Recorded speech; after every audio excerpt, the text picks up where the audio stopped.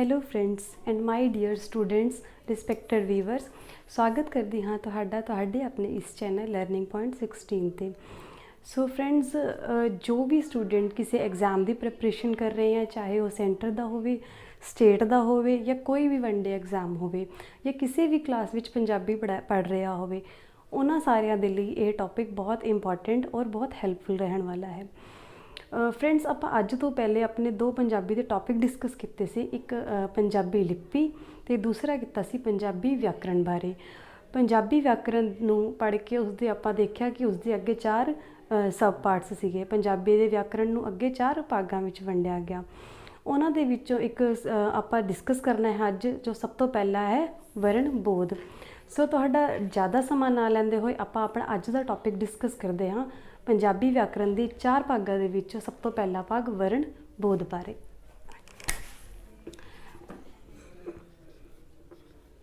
ਪੰਜਾਬੀ ਵਿਆਕਰਣ।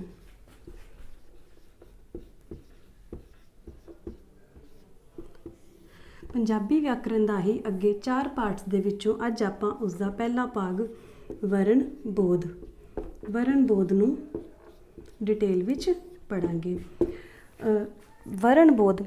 ਵਰਣ ਦਾ ਅਰਥ ਹੁੰਦਾ ਹੈ ਅੱਖਰ ਜਾਂ ਚਿੰਨ੍ਹ।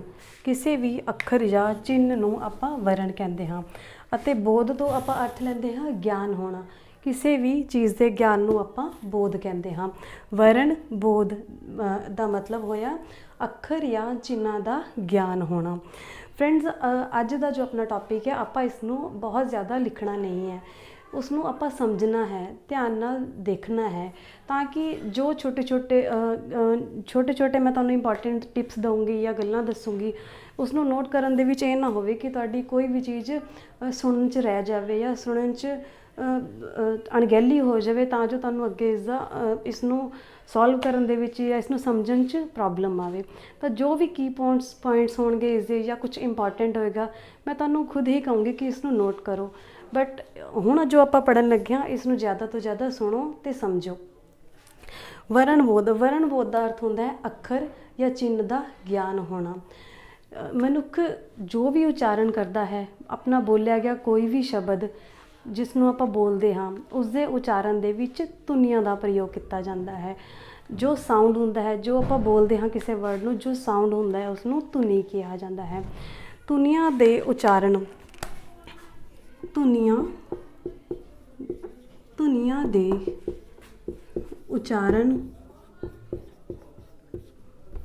ਉਚਾਰਨ ਨੂੰ ਲਿਖਤੀ ਰੂਪ ਵਿੱਚ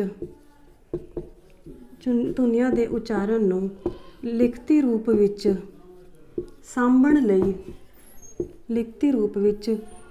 ਲਈ ਕੁਝ ਚਿੰਨ੍ਹਾਂ ਦਾ ਪ੍ਰਯੋਗ ਕੀਤਾ ਗਿਆ ਹੈ। ਕੁਝ ਚਿੰਨ੍ਹਾਂ ਦਾ ਪ੍ਰਯੋਗ ਕੀਤਾ ਜਾਂਦਾ ਹੈ ਤਾਂ ਜੋ ਉਸਦੀ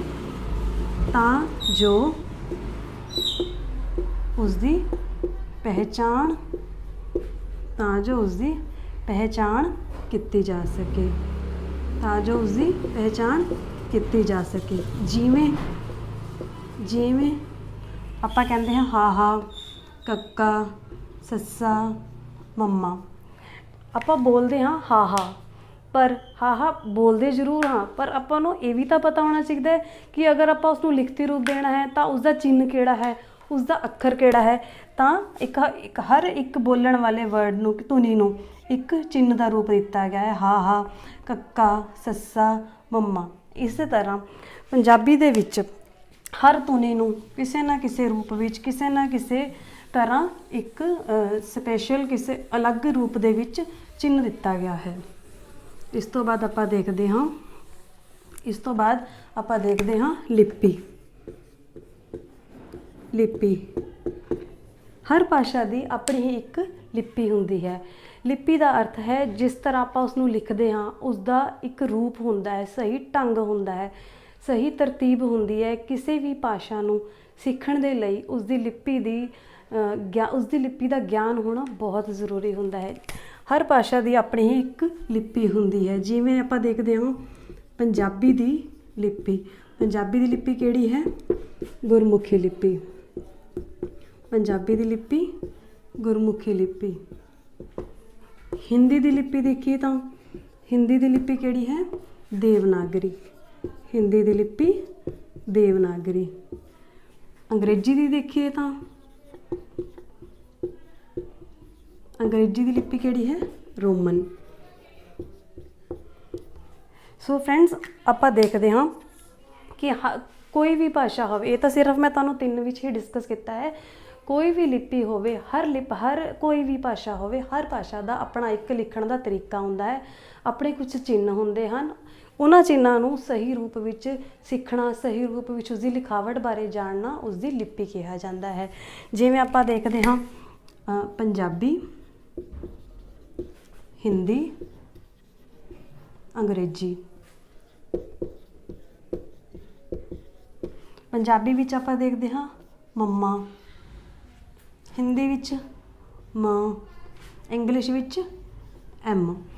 ਪੰਜਾਬੀ ਵਿੱਚ ਲਿਖਦੇ ਹਾਂ ਕੱਕਾ, ਹਿੰਦੀ ਵਿੱਚ ਕ, ਔਰ ਇੰਗਲਿਸ਼ ਦੇ ਵਿੱਚ ਕ, ਸੀ ਤੋਂ। ਜਿਵੇਂ ਆਪਾਂ ਲਿਖਦੇ ਹਾਂ ਕਾਰ। ਇਸੇ ਤਰ੍ਹਾਂ ਮੈਂ ਤੁਹਾਨੂੰ ਦੱਸਣਾ ਚਾਹ ਰਹੀ ਹਾਂ ਕਿ ਹਰ ਭਾਸ਼ਾ ਦੀ ਆਪਣੀ ਇੱਕ ਲਿਪੀ ਹੁੰਦੀ ਹੈ। ਪਰ ਜੋ ਛੋਟੇ ਛੋਟੇ ਚੀਜ਼ਾਂ ਨੇ ਕਿ ਕਿਹੜੀ ਭਾਸ਼ਾ ਦੀ ਕਿਹੜੀ ਲਿਪੀ ਹੈ, ਜ਼ਿਆਦਾਤਰ ਆਪਣੇ ਪੰਜਾਬ ਵਿੱਚ ਆਪਾਂ ਨੂੰ ਦੇਖਦੇ ਹਾਂ ਬੱਚਿਆਂ ਨੂੰ ਪੰਜਾਬੀ ਦੀ ਪਤਾ ਹੈ ਗੁਰਮੁਖੀ ਲਿਪੀ ਹੈ। ਜਾਂ ਆਪਾਂ ਦੇਖਦੇ ਹਾਂ ਇਸ ਤੋਂ ਅੱਗੇ ਅਗਰ ਆਪਾਂ ਉਹਨਾਂ ਤੋਂ ਕੁਐਸਚਨ ਪੁੱਛਣਾ ਚਾਹੀਏ, ਉਹਨਾਂ ਦੀ ਨੌਲੇਜ ਵਿੱਚ ਨਹੀਂ ਹੁੰਦਾ। ਤਾਂ ਇਹ ਛੋਟੇ ਛੋਟੇ ਚੀਜ਼ਾਂ ਨੇ ਜੋ 1-1 ਨੰਬਰ ਦੀ MCQs ਦੀ ਫਾਰਮ ਵਿੱਚ ਆਉਂਦੇ ਨੇ। 10 ਨੰਬਰ ਦੇ ਅਗਰ ਆਪਾਂ ਨੂੰ ਕਿਸੇ ਵੀ ਪੇਪਰ 'ਚ 10 ਨੰਬਰ ਦੀ ਪੰਜਾਬੀ ਆਉਂਦੀ ਹੈ, ਤਾਂ ਅਗਰ ਆਪਾਂ ਨੂੰ ਛੋਟੇ ਛੋਟੇ ਚੀਜ਼ਾਂ ਦੀ ਜਾਣਕਾਰੀ ਹੁੰਦੀ ਹੈ ਤਾਂ 1-1 ਨੰਬਰ ਕਰਦੇ ਹੀ ਆਪਣਾ ਆਲਮੋਸਟ ਸਾਰਾ ਸੈਕਸ਼ਨ ਠੀਕ ਹੋ ਜਾਂਦਾ ਹੈ। ਉਸ ਤੋਂ ਬਾਅਦ ਆਪਾਂ ਦੇਖਦੇ ਹਾਂ ਪੰਜਾਬੀ ਦੀ ਵਰਨਬੋਧ ਔਰ ਲਿਪੀ ਤੋਂ ਬਾਅਦ ਦੇਖਦੇ ਹਾਂ ਆਪਾਂ ਪੰਜਾਬੀ ਦੀ ਵਰਨਬੋਧ, ਲਿਪੀ ਤੋਂ ਬਾਅਦ ਦੇਖਦੇ ਹਾਂ ਪੰਜਾਬੀ ਦੀ ਵਰਣਮਾਲਾ। ਪੰਜਾਬੀ ਦੀ ਵਰਣਮਾਲਾ। ਸੋ ਫਰੈਂਡਸ, ਆਪਾਂ ਇਹ ਗੱਲ ਤਾਂ ਪਹਿਲੇ ਵੀ ਕੀਤੀ ਹੋਈ ਹੈ ਪੰਜਾਬੀ ਦੀ ਵਰਣਮਾਲਾ। ਪੰਜਾਬੀ ਦੀ ਵਰਣਮਾਲਾ ਨੂੰ ਦੇਖੀਏ ਤਾਂ ਕੀ ਕਹਿੰਦੇ ਹਾਂ ਆਪਾਂ? 35 ਅੱਖਰੀ। ਪੰਜਾਬੀ ਦੀ ਵਰਣਮਾਲਾ ਨੂੰ ਕੀ ਕਹਿੰਦੇ ਹਾਂ ਆਪਾਂ? 35 ਅੱਖਰੀ। ਪਰ ਮੈਂ ਜਿਵੇਂ ਤੁਹਾਡੇ ਨਾਲ ਪਹਿਲਾਂ ਹੀ ਡਿਸਕਸ ਕੀਤਾ ਹੈ, ਇਸ ਵਿੱਚ 6 ਨਵੇਂ ਸ਼ਬਦ ਫਾਰਸੀ ਦੇ 6 ਨਵੇਂ ਸ਼ਬਦ ਆ ਗਏ ਸਨ, ਨਵੇਂ ਰੂਪ ਵਿੱਚ ਆ ਗਏ ਸਨ। ਸ਼ਬਦ ਨਹੀਂ, ਸਿਰਫ ਉਹਨਾਂ ਨੂੰ ਬਿੰਦੀ ਲਗਾ ਕੇ 6 ਨਵੇਂ ਸ਼ਬਦਾਂ ਨੂੰ ਜੋੜਿਆ ਗਿਆ, ਜਿਸ ਕਰਕੇ ਪੰਜਾਬੀ ਨੂੰ 41 ਅੱਖਰੀ। ਪੰਜਾਬੀ ਵਿੱਚ ਕੁੱਲ ਕਿੰਨੇ ਅੱਖਰ ਹੋ ਗਏ? 41 ਅੱਖਰ ਹੋ ਗਏ। ਤਾਂ ਹੁਣ ਆਪਾਂ ਦੇਖਦੇ ਹਾਂ ਪੰਜਾਬੀ ਦੇ, ਸਭ ਤੋਂ ਪਹਿਲਾਂ ਆਪਾਂ ਦੇਖਦੇ ਹਾਂ ਪੰਜਾਬੀ ਦੇ ਕੁੱਲ 41 ਅੱਖਰ ਕਿਵੇਂ ਕਿਹੜੇ ਬਣੇ। ਸਭ ਤੋਂ ਪਹਿਲੇ ਆਪਾਂ ਦੇਖਦੇ ਹਾਂ ਮੁੱਖ ਵਰਗ। ਮੁੱਖ ਵਰਗ ਇਹਨਾਂ ਨੂੰ ਕਿਹਾ ਜਾਂਦਾ ਹੈ? ਊੜਾ, ਆੜਾ, ਈੜੀ, ਸੱਸਾ, ਹਾਹਾ। ਕ ਵਰਗ। ਕ ਵਰਗ ਕਿਹਨੂੰ ਕਿਹਾ ਜਾਂਦਾ ਹੈ? ਕੱਕਾ, ਖੱਖਾ, ਗੱਗਾ, ਘੱਗਾ, ਨਈਆਂ। ਚ ਵਰਗ। ਚੱਚਾ, ਛੱਛਾ, ਜੱਜਾ, ਝੱਜਾ, ਨਈਆਂ। ਉਸ ਤੋਂ ਬਾਅਦ ਟ ਵਰਗ। ਟੈਂਕਾ, ਠੱਠਾ, ਡੱਡਾ, ਢੱਡਾ, ਨਾਣਾ। ਤ ਵਰਗ। ਤੱਤਾ, ਥੱਥਾ, ਦੱਦਾ, ਧੱਦਾ, ਨੰਨਾ। ਅੰਤਿਮ ਵਰਗ। ਅੰਤਿਮ ਵਰਗ। ਪੱਪਾ, ਫੱਫਾ, ਬੱਬਾ, ਭੱਬਾ, ਮੰਮਾ। ਨਵੀਨ ਅੱਖਰ ਕਿਹੜੇ ਜੁੜ ਗਏ ਇਸ 'ਚ?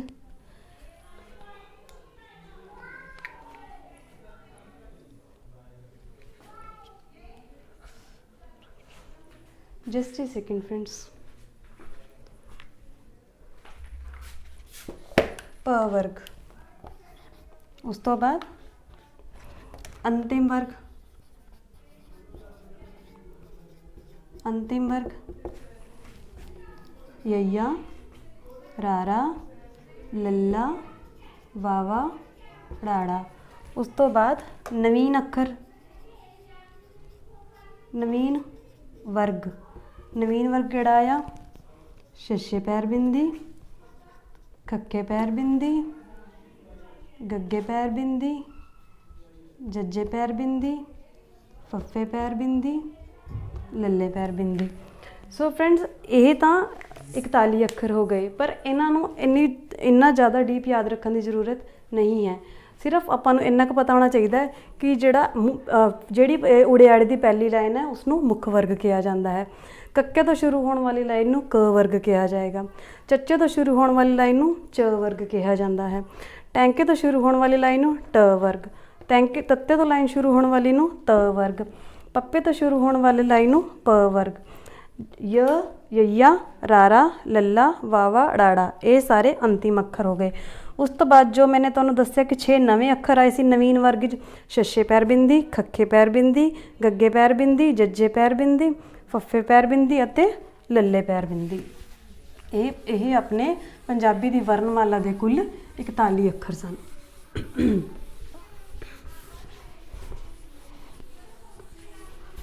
ਉਸ ਤੋਂ ਬਾਅਦ ਫਰੈਂਡਸ ਆਪਾਂ ਆਪਣਾ ਦੇਖਦੇ ਹਾਂ ਪੰਜਾਬੀ ਦੇ 2 ਅੱਖਰ ਹਨ ਨਈਆਂ ਅਤੇ ਨਾਣਾ, ਜਿਨ੍ਹਾਂ ਦਾ ਹੁਣ ਪ੍ਰਯੋਗ ਨਹੀਂ ਕੀਤਾ ਜਾਂਦਾ। ਇਹਨਾਂ 2 ਅੱਖਰਾਂ ਨੂੰ ਪੰਜਾਬੀ ਵਿੱਚ ਹੁਣ ਜ਼ਿਆਦਾਤਰ ਨਹੀਂ ਵਰਤਿਆ ਜਾਂਦਾ। ਇਹਨਾਂ 2 ਅੱਖਰਾਂ ਨੂੰ ਹੁਣ ਵਰਣਮਾਲਾ ਵਿੱਚ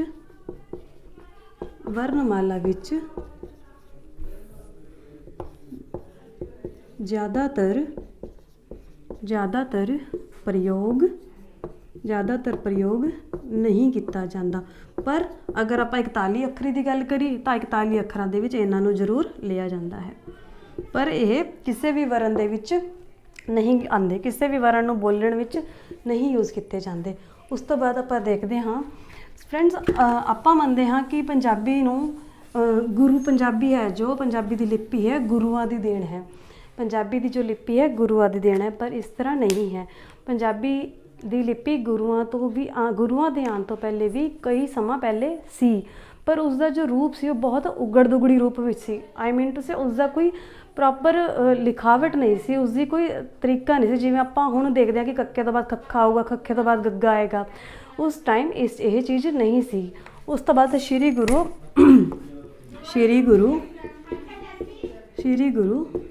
ਅੰਗਦ ਦੇਵ ਜੀ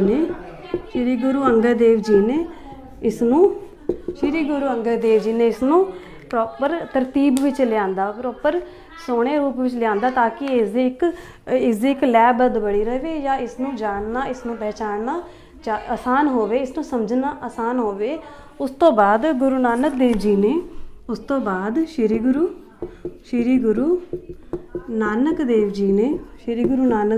ਨੇ ਪੱਟੀ ਉਹਨਾਂ ਦੀ ਰਚਨਾ ਦੇ ਵਿੱਚ ਇਸ ਦੀ ਬਹੁਤ ਖੂਬਸੂਰਤੀ ਨਾਲ ਵਰਤੋਂ ਕੀਤੀ। ਉਸ ਤੋਂ ਬਾਅਦ ਫਰੈਂਡਸ ਆਪਾਂ ਦੇਖਦੇ ਹਾਂ ਵਰਨਾਂ ਦੀ ਵੰਡ। ਉਸ ਤੋਂ ਬਾਅਦ ਆਪਾਂ ਦੇਖਦੇ ਹਾਂ ਵਰਣ ਵੰਡ। ਆਪਾਂ ਦੇਖਦੇ ਹਾਂ ਫਰੈਂਡਸ, ਆਪਾਂ ਸ਼ੁਰੂ ਵਿੱਚ ਹੀ ਪੜ੍ਹਿਆ ਕਿ ਆਪਾਂ ਕੁੱਲ ਕਿੰਨੇ ਵਰਨ ਦੇਖਦੇ ਹਾਂ? 41 ਵਰਨ ਦੇਖਦੇ ਹਾਂ, ਪਰ ਉਹਨਾਂ ਵਰਨਾਂ ਨੂੰ ਵੀ 2 ਭਾਗਾਂ ਦੇ ਵਿੱਚ ਵੰਡਿਆ ਗਿਆ ਹੈ। ਵਰਨਾਂ ਨੂੰ ਕਿੰਨੇ ਭਾਗਾਂ ਦੇ ਵਿੱਚ ਵੰਡਿਆ ਗਿਆ? 2 ਭਾਗਾਂ ਦੇ ਵਿੱਚ। ਕਿਹੜੇ ਕਿਹੜੇ ਸਨ? ਸਵਰ ਵਿਅੰਜਨ, ਸਵਰ ਅਤੇ ਵਿਅੰਜਨ। ਹੁਣ ਆਪਾਂ ਫਰੈਂਡਸ ਅੱਗੇ ਇਹਨਾਂ ਨੂੰ ਡਿਟੇਲ ਵਿੱਚ ਦੇਖਦੇ ਹਾਂ। ਸਵਰ ਅਤੇ ਵਿਅੰਜਨ। ਸਭ ਤੋਂ ਪਹਿਲੇ ਦੇਖਦੇ ਹਾਂ ਸਵਰ। ਪੰਜਾਬੀ ਦੀ ਗੁਰਮੁਖੀ ਲਿਪੀ ਦੇ ਵਿੱਚ ਆਪਾਂ 3 ਸਵਰਾਂ ਨੂੰ ਦੇਖਦੇ ਹਾਂ। ਗੁਰਮੁਖੀ ਦੇ ਵਿੱਚ ਕਿੰਨੇ ਸਵਰ ਹਨ? 3 ਸਵਰ। 3 ਸਵਰ ਕਿਹੜੇ ਕਿਹੜੇ ਹਨ? ਊੜਾ, ਆੜਾ, ਈੜੀ। ਪੰਜਾਬੀ ਦੇ ਵਿੱਚ 3 ਸਵਰ ਹਨ। ਕਿਹੜੇ ਕਿਹੜੇ ਸਵਰ ਹਨ? ਊੜਾ, ਆੜਾ, ਈੜੀ। ਪਰ ਜੇ ਆਪਾਂ ਦੇਖੀਏ ਤਾਂ ਫਰੈਂਡਸ ਸਵਰ ਹੁੰਦਾ ਕੀ ਹੈ? ਤਾਂ ਸਵਰ ਉਹ ਹੁੰਦਾ ਹੈ ਜਿਨ੍ਹਾਂ ਨੂੰ ਆਪਾਂ ਆਪਣੇ ਮੂੰਹ ਵਿੱਚੋਂ ਪੂਰਨ ਧਾਰਾ ਨੂੰ ਬਿਨਾਂ ਰੁਕੇ ਹੀ ਜਲਦੀ ਨਾਲ ਬੋਲ ਸਕਦੇ ਹਾਂ। ਅਗਰ ਸਿੰਪਲ ਸ਼ਬਦਾਂ ਦੇ ਵਿੱਚ ਕਹੀਏ, ਸਵਰ ਉਹ ਹੁੰਦੇ ਹਨ ਜਿਨ੍ਹਾਂ ਨੂੰ ਬੋਲਣ ਲਈ ਕੋਈ ਠਹਿਰਾਵ ਨਹੀਂ ਆਉਂਦਾ, ਕੋਈ ਰੁਕਾਵਟ ਨਹੀਂ ਆਉਂਦੀ, ਆਪਾਂ ਸਿੱਧਾ ਹੀ ਬੋਲ ਲੈਂਦੇ ਹਾਂ। ਊੜਾ, ਆੜਾ, ਈੜੀ, ਆਪਣੇ ਮੂੰਹ ਦੇ ਵਿੱਚੋਂ ਕਿਤੇ ਵੀ ਇਹਨਾਂ ਸ਼ਬਦਾਂ ਨੂੰ ਬੋਲਣ ਲਈ ਕਿਤੇ ਰੁਕਾਵਟ ਨਹੀਂ ਆਉਂਦੀ। ਇਹ ਬੜੇ ਹੀ ਆਰਾਮ ਨਾਲ ਬਹੁਤ ਜਲਦੀ ਬੋਲੇ ਜਾਂਦੇ ਹਨ। ਜਿਨ੍ਹਾਂ ਸ਼ਬਦਾਂ ਨੂੰ ਬਿਨਾਂ ਰੁਕੇ, ਬਿਨਾਂ ਪੌਣ ਤਾਰਾ ਦੇ, ਕਿਤੇ ਰੁਕਾਵਟ ਦੇ ਜਲਦੀ ਹੀ ਬੋਲਿਆ ਜਾਵੇ, ਉਹਨਾਂ ਨੂੰ ਆਪਾਂ ਕੀ ਕਹਿੰਦੇ ਹਾਂ? ਸਵਰ ਕਹਿੰਦੇ ਹਾਂ। ਸਵਰ ਕਿਹੜੇ ਕਿਹੜੇ ਨੇ? 3 ਸਵਰ ਨੇ, ਊੜਾ, ਆੜਾ, ਈੜੀ। ਉਸ ਤੋਂ ਬਾਅਦ ਆਪਾਂ ਗੱਲ ਕਰਦੇ ਹਾਂ ਵਿਅੰਜਨ। ਵਿਅੰਜਨ ਇਹਨਾਂ 3 ਸਵਰਾਂ ਨੂੰ 3 ਸਵਰਾਂ ਤੋਂ ਬਿਨਾਂ ਬਾਕੀ ਸਾਰੇ ਕੀ ਹਨ? ਵਿਅੰਜਨ ਹਨ। ਵਿਅੰਜਨ ਕੀ ਹੁੰਦਾ ਹੈ? ਵਿਅੰਜਨ ਉਹਨਾਂ ਅੱਖਰਾਂ ਨੂੰ ਕਿਹਾ ਜਾਂਦਾ ਹੈ ਜਿਨ੍ਹਾਂ ਨੂੰ ਉਚਾਰਨ ਦੇ ਸਮੇਂ ਸਾਡੇ ਮੂੰਹ ਦੀ ਪੌਣ ਤਾਰਾ ਕਿਸੇ ਨਾ ਕਿਸੇ ਹਿੱਸੇ ਦੇ ਵਿੱਚ ਆ ਕੇ ਰੁਕਾਵਟ ਤੋਂ ਬਾਅਦ ਬਾਹਰ ਨਿਕਲੇ। ਅਗਰ ਸਿੰਪਲ ਸ਼ਬਦਾਂ ਦੇ ਵਿੱਚ ਦੇਖੀਏ, ਵਿਅੰਜਨ ਉਹ ਹੁੰਦੇ ਹਨ ਜਿਨ੍ਹਾਂ ਨੂੰ ਬੋਲਣ ਦੇ ਵੇਲੇ ਕਿਤੇ ਨਾ ਕਿਤੇ ਰੁਕਣਾ ਪੈਂਦਾ ਹੈ, ਕਿਤੇ ਨਾ ਕਿਤੇ ਆਪਾਂ ਨੂੰ 1-2 ਸੈਕਿੰਡ ਦਾ ਠਹਿਰਾਵ ਆਉਂਦਾ ਹੈ ਤਾਂ ਕਿ ਉਸਦਾ ਸਹੀ ਪ੍ਰਯੋਗ ਕੀਤਾ ਜਾ ਸਕੇ, ਸਹੀ ਤਰੀਕੇ ਨਾਲ ਆਪਾਂ ਉਹਨੂੰ ਬੋਲ ਸਕੀਏ। ਚਾਹੇ ਉਹ ਦੋਨਾਂ ਲਿਪਸ ਨੂੰ, ਦੋਨਾਂ ਬੁੱਲਾਂ ਨੂੰ ਜੋੜ ਕੇ ਹੋਵੇ, ਜਾਂ ਤਾਲਵੀ ਨਾਲ ਲੱਗ ਕੇ ਹੋਵੇ, ਜਾਂ ਕੰਠ ਨਾਲ ਹੋਵੇ, ਜਾਂ ਸੁਰ ਯੰਤਰ ਨਾਲ ਹੋਵੇ, ਕਿਸੇ ਵੀ ਤਰੀਕੇ ਨਾਲ ਉਹਨਾਂ ਦਾ ਕਿਤੇ ਨਾ ਕਿਤੇ ਠਹਿਰਾਵ ਨੂੰ ਆਪਾਂ ਕੀ ਕਹਿੰਦੇ ਹਾਂ? ਅਗਰ ਉਹ ਠਹਿਰਾਵ ਵਾਲੇ ਅੱਖਰ ਨੇ ਤਾਂ ਉਹਨਾਂ ਨੂੰ ਆਪਾਂ ਵਿਅੰਜਨ ਕਹਿੰਦੇ ਹਾਂ। ਇਹਨਾਂ ਨੂੰ ਅਗਰ ਆਪਾਂ ਯਾਦ ਰੱਖੀਏ ਕਿ ਬਿਨਾਂ ਰੁਕੇ, ਜਿਨ੍ਹਾਂ ਨੂੰ ਆਪਾਂ ਬਿਨਾਂ ਰੁਕੇ ਬੋਲਦੇ ਹਾਂ। ਅਗਰ ਇੱਥੇ ਵੀ ਦੇਖੀਏ ਆਪਾਂ ਤਾਂ ਪੌਣ ਤਾਰਾ ਵਿੱਚ ਰੁਕਾਵਟ, ਪੌਣ ਤਾਰਾ ਵਿੱਚ ਰੁਕਾਵਟ, ਅਰਥਾਤ ਇਹਨਾਂ ਨੂੰ ਬੋਲਣ ਦੇ ਵਿੱਚ ਕਿਤੇ ਨਾ ਕਿਤੇ ਬੇਸ਼ੱਕ ਤਾਲਵੀ ਹੋਵੇ,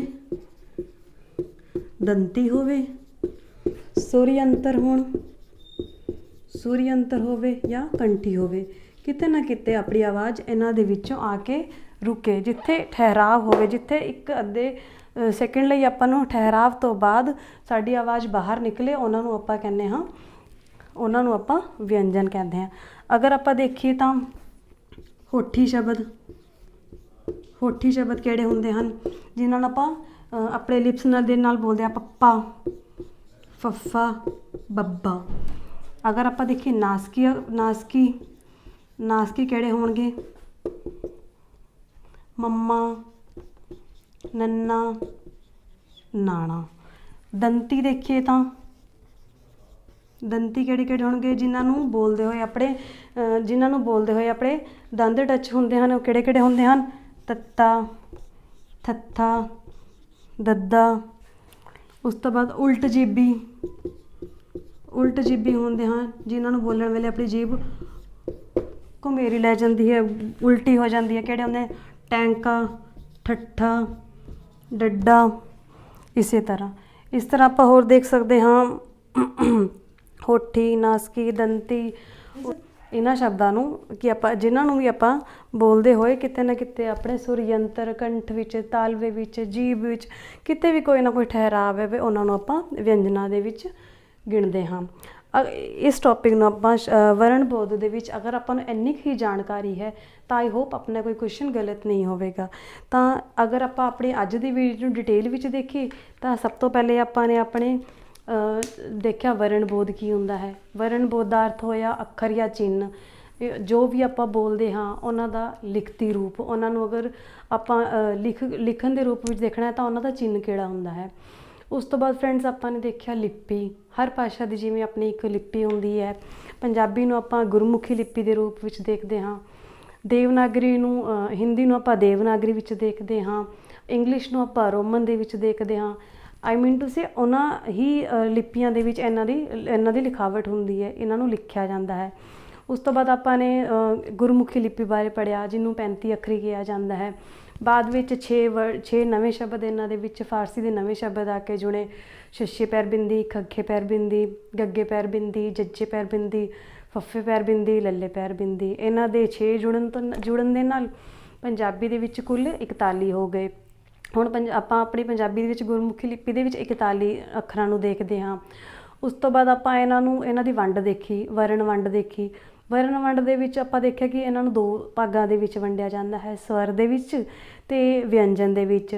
ਸਵਰ ਆਪਾਂ ਕਿਹਨਾਂ ਨੂੰ ਕਹਿੰਦੇ ਹਾਂ? ਜਿਨ੍ਹਾਂ ਨੂੰ ਬੋਲਣ ਦੇ ਵੇਲੇ ਆਪਾਂ ਸਿੱਧਾ ਆਪਣੀ ਪੌਣਤਾਰਾ ਆਈ ਮੀਨ ਤੁਸੀਂ ਆਪਾਂ ਬਿਨਾਂ ਰੁਕੇ ਜਲਦੀ ਬੋਲ ਲੈਂਦੇ ਹਾਂ, ਉਹਨਾਂ ਨੂੰ ਸਵਰ ਕਹਿੰਦੇ ਹਾਂ। ਸਵਰ ਦੇ ਵਿੱਚ 3 ਤਰ੍ਹਾਂ ਦੇ ਸਵਰ ਹੁੰਦੇ ਹਨ, ਊੜਾ, ਆੜਾ, ਈੜੀ। ਉਸ ਤੋਂ ਬਾਅਦ ਆਪਾਂ ਦੇਖਿਆ ਵਿਅੰਜਨ। ਵਿਅੰਜਨ ਉਹ ਹੁੰਦੇ ਹਨ ਜਿਨ੍ਹਾਂ ਨੂੰ ਬੋਲਣ ਤੋਂ ਪਹਿਲੇ ਕਿਤੇ ਨਾ ਕਿਤੇ ਆਪਣੀ ਪੌਣਤਾਰਾ ਦੀ ਰੁਕਾਵਟ ਹੁੰਦੀ ਹੈ, ਕਿਤੇ ਨਾ ਕਿਤੇ ਆਪਣੇ ਮੂੰਹ ਵਿੱਚੋਂ ਨਿਕਲਣ ਤੋਂ ਪਹਿਲੇ, ਚਾਹੇ ਉਹ ਆਪਣੇ ਕੰਠੀ 'ਚ ਹੋਵੇ, ਸੂਰੀ ਅੰਤਰ ਵਿੱਚ ਹੋਵੇ, ਦੰਤੀ ਹੋਵੇ, ਤਾਲਵੀ ਹੋਵੇ, ਹੋਠੀ ਹੋਵੇ, ਉਲਟ ਜੀਭੀ ਹੋਵੇ, ਕਿਤੇ ਨਾ ਕਿਤੇ ਵੀ ਉਹ ਅਗਰ ਇੱਕ ਰੁਕਾਵਟ ਲੈ ਕੇ ਬਾਹਰ ਆਉਂਦੀ ਹੈ ਤਾਂ ਉਹਨਾਂ ਨੂੰ ਆਪਾਂ ਵਿਅੰਜਨਾਂ ਦੇ ਵਿੱਚ ਗਿਣਦੇ ਹਾਂ। ਜਿਵੇਂ ਆਪਾਂ ਦੇਖਿਆ ਕਿ ਨਾਸਕੀ ਦੇ ਵਿੱਚ ਆਪਾਂ ਦੇਖਦੇ ਹਾਂ ਨੰਨਾ, ਮੰਮੇ, ਨਾਣੇ ਨੂੰ ਦੇਖ ਲੈਂਦੇ ਹਾਂ। ਪੱਪਾ ਬੋਲਦੇ ਹੋਏ ਆਪਾਂ ਨੂੰ ਪਤਾ ਚੱਲਦਾ ਕਿ ਆਪਣੇ ਦੋਨੋਂ ਹੋਠ ਆਪਸ ਦੇ ਵਿੱਚ ਇਕੱਠੇ ਹੁੰਦੇ ਨੇ। ਉਲਟ ਜੀਭੀ, ਟੈਂਕਾ, ਠੱਠਾ ਆਪਾਂ ਬੋਲਦੇ ਹਾਂ ਤਾਂ ਆਪਣੀ ਜੀਭ ਉਲਟ ਜਾਂਦੀ ਹੈ। ਇਸੇ ਤਰ੍ਹਾਂ ਇਹ ਕੋਈ ਮੁਸ਼ਕਿਲ ਗੱਲ ਨਹੀਂ ਹੈ ਕਿ ਆਪਾਂ ਨੂੰ ਇਹ ਯਾਦ ਨਹੀਂ ਰਹਿਣਗੇ ਜਾਂ ਇਹ ਬੜਾ ਹੀ ਡਿਫੀਕਲਟ ਹੈ, ਪਰ ਜੇ ਆਪਾਂ ਨੇ ਇਸ ਟੌਪਿਕ ਨੂੰ 1 ਵਾਰੀ ਜਾਂ 2 ਵਾਰੀ ਧਿਆਨ ਨਾਲ ਦੇਖਿਆ ਤਾਂ according to my point of view ਦੇ ਨਾਲ ਤੁਹਾਡਾ ਕਦੇ ਕੋਈ ਕੁਐਸਚਨ ਗਲਤ ਨਹੀਂ ਹੋਊਗਾ। ਬਟ ਇੱਕ ਨਾ ਇੱਕ ਵਾਰੀ ਆਪਾਂ ਨੂੰ ਇਸ ਚੀਜ਼ ਨੂੰ ਧਿਆਨ ਨਾਲ ਦੇਖਣਾ ਪੈਂਦਾ ਹੈ ਕਿ ਕਦੇ ਵੀ ਦੇਖੀਏ ਆਪਾਂ ਕਿਸੇ ਵੀ ਐਗਜ਼ਾਮ ਤੋਂ ਪਹਿਲੇ ਦੇਖੀਏ, ਜੇ ਆਪਾਂ ਅੱਜ ਇਸ ਟੌਪਿਕ ਨੂੰ ਛੱਡਦੇ ਹਾਂ ਕਿ ਨਹੀਂ ਸਮਝ ਆਇਆ, ਇਹ ਅੱਗੇ ਆਪਾਂ ਨੂੰ ਦੁਬਾਰਾ ਕਰਨਾ ਪਊਗਾ। ਅਗਰ ਆਪਾਂ ਨੇ ਕਿਤੇ ਵੀ ਕਿਸੇ ਕੰਪੀਟੀਟਿਵ ਦੀ ਪ੍ਰੈਪਰੇਸ਼ਨ ਕਰਨੀ ਹੈ ਜਾਂ ਪੇਪਰ ਦੇਣਾ ਹੈ, ਪੇਪਰਾਂ ਦੇ ਵਿੱਚ ਵੀ MCQs ਦੇ ਵਿੱਚ ਅਗਰ ਆਪਣਾ ਗ੍ਰਾਮਰ ਸੈਕਸ਼ਨ ਆਉਂਦਾ, ਉਹਨਾਂ ਦੇ ਵਿੱਚ 1-1 ਨੰਬਰਾਂ ਦੇ ਵਿੱਚ ਇਹੋ ਜਿਹੇ ਕੁਐਸਚਨ ਹੀ ਆਪਾਂ ਨੂੰ ਮਿਲਦੇ ਹਨ। ਸੋ ਪਲੀਜ਼ ਰਿਕੁਐਸਟ ਹੈ ਮੇਰੀ ਕਿ ਬੇਸ਼ੱਕ ਤੁਹਾਨੂੰ ਇਹ ਈਜ਼ੀ ਲੱਗੇ ਜਾਂ ਡਿਫੀਕਲਟ ਲੱਗੇ, ਆਪਾਂ ਨੂੰ ਇਸ ਟੌਪਿਕ ਨੂੰ ਅੰਡਰਸਟੈਂਡ ਕਰਨਾ ਚਾਹੀਦਾ ਹੈ, ਸਮਝਣਾ ਚਾਹੀਦਾ ਹੈ, ਬਹੁਤ ਜ਼ਰੂਰੀ ਹੈ। ਆਈ ਹੋਪ ਇਹ ਤੁਹਾਡੇ ਲਈ ਬਹੁਤ ਹੈਲਪਫੁਲ ਰਹੂਗਾ। ਸੋ ਫਰੈਂਡਸ, ਅਗਰ ਤੁਹਾਨੂੰ ਕਿਸੇ ਵੀ ਟੌਪਿਕ ਤੋਂ ਪੰਜਾਬੀ ਦੇ ਅੱਜ ਤੱਕ ਆਪਣੇ 3 ਟੌਪਿਕ ਹੋ ਗਏ, ਇਹਨਾਂ 3 ਟੌਪਿਕਸ ਦੇ ਵਿੱਚੋਂ ਅਗਰ ਤੁਹਾਡਾ ਕੋਈ ਵੀ ਡਾਊਟ ਹੈ, ਕੋਈ ਵੀ ਤੁਹਾਨੂੰ ਪ੍ਰੋਬਲਮ ਆ ਰਹੀ ਹੈ ਜਾਂ ਕਿਸੇ ਚੀਜ਼ ਦੀ ਐਕਸਪਲੇਨੇਸ਼ਨ ਤੁਹਾਨੂੰ ਇਸ ਤੋਂ ਜ਼ਿਆਦਾ ਦੀ ਨੀਡ ਹੈ, ਤਾਂ ਸੋ ਪਲੀਜ਼ ਅਗਰ ਤੁਹਾਨੂੰ ਮੇਰੇ ਵਿੱਚ ਵੀ ਲੱਗਦਾ ਹੈ ਕਿ ਹਾਂ ਇਹ ਚੀਜ਼ ਦੀ ਆਪਾਂ ਨੂੰ ਕਿਤੇ ਲੱਗ ਰਹੀ ਹੈ, ਮਤਲਬ ਕਮੀ ਲੱਗ ਰਹੀ ਹੈ ਜਾਂ ਆਪਾਂ ਨੂੰ ਇਸ ਚੀਜ਼ ਨੂੰ ਇੰਪਰੂਵ ਕਰਨਾ ਚਾਹੀਦਾ ਹੈ, ਸੋ ਪਲੀਜ਼ ਤੁਸੀਂ ਇਸ ਚੀਜ਼ ਨੂੰ ਡਿਸਕਸ ਕਰੋ ਤਾਂ ਕਿ ਆਪਾਂ ਨੂੰ ਅਪਕਮਿੰਗ ਵੀਡੀਓਜ਼ ਦੇ ਵਿੱਚ ਆਪਾਂ ਉਸ ਚੀਜ਼ ਨੂੰ ਇੰਪਰੂਵ ਕਰ ਸਕੀਏ। ਆਈ ਹੋਪ ਇਹ ਵੀਡੀਓ ਤੁਹਾਡੇ ਲਈ ਬਹੁਤ ਹੈਲਪਫੁਲ ਹੋਏਗੀ। ਸੋ ਪਲੀਜ਼ ਅਗਰ ਇਹ ਤੁਹਾਨੂੰ ਲੱਗਦਾ ਹੈ ਕਿ ਆਪਾਂ ਨੇ ਇਸ 'ਤੇ ਮਿਹਨਤ ਕੀਤੀ ਹੈ, ਆਪਣੀ ਲੱਗਦੀ ਹੈ, ਆਪਣੀ ਆਊਟਪੁੱਟ ਲੱਗਦੀ ਹੈ, ਸੋ ਪਲੀਜ਼ ਇਸ ਨੂੰ ਅੱਗੇ ਸਬਸਕ੍ਰਾਈਬ ਕਰੋ, ਲਾਈਕ ਕਰੋ, ਸ਼ੇਅਰ ਕਰੋ, ਤਾਂ ਕਿ ਜੋ ਵੀ ਬੱਚੇ ਇਸ ਚੀਜ਼ ਦੀ ਪ੍ਰੈਪਰੇਸ਼ਨ ਕਰ ਰਹੇ ਹੈ ਜਾਂ ਜੋ ਪੰਜਾਬੀ ਪੜ੍ਹਦੇ ਹੈ ਉਹਨਾਂ ਨੂੰ ਥੋੜ੍ਹੀ ਡੀਪ ਤੱਕ ਦੀ ਨੌਲੇਜ ਹੋਣੀ ਚਾਹੀਦੀ ਹੈ। ਆਫ ਕੋਰਸ ਆਪਾਂ ਪੰਜਾਬ ਵਿੱਚ ਰਹਿੰਦੇ ਹਾਂ ਤਾਂ ਪੰਜਾਬੀ ਆਪਾਂ ਨੂੰ ਅੱਛੇ ਲੈਵਲ ਦੀ, ਅੱਛੇ ਢੰਗ ਨਾਲ ਪਤਾ ਹੋਣੀ ਚਾਹੀਦੀ ਹੈ। ਆਪਾਂ ਨੂੰ ਆਪਣੀ ਲਿਪੀ ਬਾਰੇ ਗਿਆਨ ਹੋਣਾ ਚਾਹੀਦਾ ਹੈ, ਉਸਦੀ ਡਿਟੇਲ ਪਤਾ ਹੋਣੀ ਚਾਹੀਦੀ ਹੈ। ਸੋ ਆਈ ਹੋਪ ਇਹ ਤੁਹਾਡੇ ਲਈ ਬਹੁਤ ਹੈਲਪਫੁਲ ਰਹੇਗੀ। Thank you, have a nice day. Thank you.